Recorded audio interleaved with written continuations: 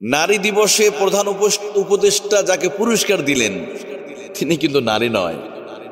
যিনি উপস্থাপনা করছিলেন তিনি নিজেই বলতেছিলেন এখন আপনাদের সামনে মোহাম্মদ তুহিন মুহিনকে কি করবে, অদম্য নারী হিসাবে পুরস্কারে পুরস্কৃত করা হবে। কিন্তু দেখা গেল উনি প্রথমে মোহাম্মদ বলে উনি পরে সরি বলেন, না সরি এরা মুসাম্মদ, কারণ সত্যটাই বলছে। কেন উনি তো মানে মেয়ে না, এটা তো আল্লাহ সৃষ্টিকে বিকৃত করছে, ভয়ঙ্কর অপরাধ করে ফেলেছে। এটা আমরা মাননীয় উপদেষ্টা সহ যারা আছেন তাদেরকে আমরা বিনয়ের সাথে বলতে চাই, যারা এই যে এত নারী, এই যে 24 আন্দোলনে কত নারীরা জীবন দিয়েছে, কত নারীরা কত তাদের অবদান আছে, আর এই অন্ডকোষালা এটারে আনতে হবে, এই থিরুটা দিল কি আপনাদের? আর কি নাই? এই দেশের নারীরা প্রতিটা ক্ষেত্রে অবদান রেখে যাচ্ছে 24-এ, এবং প্রতিটা ক্ষেত্রে নারীর অবদান আছে। আর এমন একটা খুঁজে যারা মানুষই চিনে না, এই মহিন না কি বলে, এটা কয়জন চিনে? দেখতে দেখতে পুরুষ, এবং সে পুরুষই ছিল, চেহারা পুরুষ ছিল। তাহলে এত নারীদের ভিতরে দেশের অধিকাংশ নারী, এটা নারীদেরকে অপমান করা হয় নাই? কিসের এসব 8 মার্চের দিবস পালন করে কোনো লাভ নাই।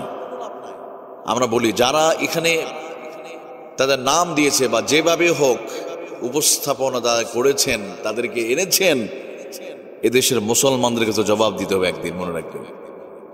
এদেশের মানুষ আর যাই করুক এই সব জিনিস মেনে নেবে, কারণ আল্লাহ সৃষ্টিকে বিকৃত করা, ট্রান্সজেন্ডার সিস্টেমটা যেটা আমরা দেখেছি, এটা ভয়ঙ্কর একটা কি, আল্লাহ সৃষ্টিকে বিকৃত করা হয়েছে।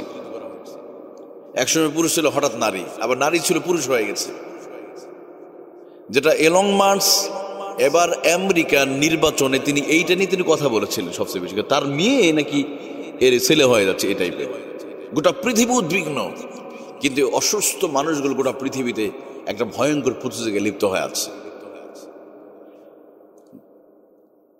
প্রকৃত নারীদেরকে যদি পুরস্কৃত না করতে পারি আমরা, আর পুরস্কৃত করে কি লাভটাই বা হবে কি? গত এই 8 মার্চ কত দিবস পালিত হয়ে গেল, কত কিছু করা হয়েছে, কিছু হয়েছে? কিছু হয় নাই। নারীদেরকে প্রকৃত সম্মান দিছে ইসলাম, ইসলাম সম্মান দিয়েছে। নবী বলেছেন পুরুষের পায়ের নিচে আছে পচা চামড়ার জুতা, আর নারীদের পায়ের নিচে আছে তাদের সন্তানের বেহেশত আর জান্নাত। কত সুন্দর ইসলাম বলে, আল জান্নাতু তাহতা কদামিল উম্মাহাত। নবীজি বলেন অপুরুষ তোমাদের পায়ের নিচে আছে চামড়ার জুতা, পচা জুতা, আর নারীদের পায়ের নিচে আছে জান্নাত, তাদের পায়ের নিচে আছে জান্নাত। ইসলামে নারীদের কত মর্যাদা, মর্যাদার জন্য রাস্তায় মিছিল করা লাগবে না, মর্যাদা সম্মান নেওয়ার জন্য নারীদেরকে 8 দিবস পালন করা লাগবে না। যদি ইসলামের দিকে ফিরে যায়, আমার নবী 1400 বছর আগে নারীদের কোনো অধিকার ছিল না, বেঁচে থাকার অধিকার ছিল না, তাদেরকে আমার নবী সবচাইতে সম্মানিত করেছে। নারী যখন শিশু থাকে তখন ইসলাম মর্যাদা দিলে একরকম।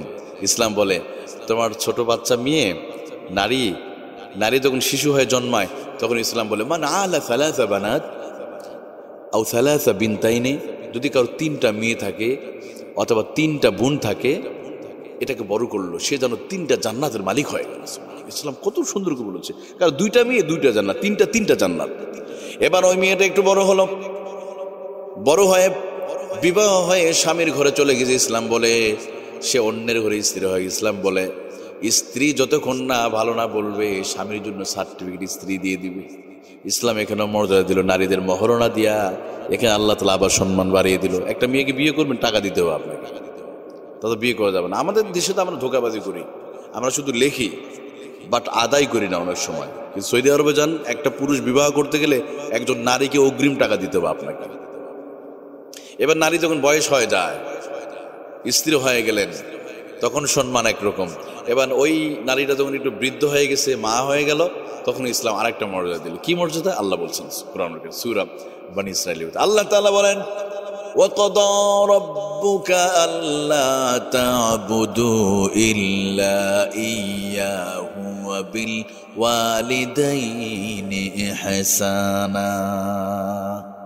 ইম্মা ইয়াবলুগান্না ইনদাকাল কিবারা আহাদুহুমা আও কিলাহুমা ফালা তাকুল লাহুমা উফফিন ওয়ালা তানহারহুমা ওয়া কুল লাহুমা কওলান কারীমা। আল্লাহ তাআলা বলছেন, ওই নারী যখন বয়স্ক মা হবে, সন্তান জন্ম দিবে, যখন মা হয়ে যাবে, ইসলাম বলে তুমি তোমার মায়ের প্রতি সর্বোচ্চ ভালো ব্যবহার করতে হবে। আর যখন ওই নারী বৃদ্ধ উপনীত হবে, আল্লাহ বলেন ওয়াকুল্লাহুমা কওলান কারীমা, বিনয়ের সাথে কথা বলবে। সম্মান আল্লাহ বাড়িয়ে দিয়েছে স্তরে স্তরে নারীদের সম্মান। এই সম্মানের জন্য 8 মার্চ লাগবে না। ইসলাম মানলে অটোমেটিকলি তারা সম্মানিত হয়ে যাবে।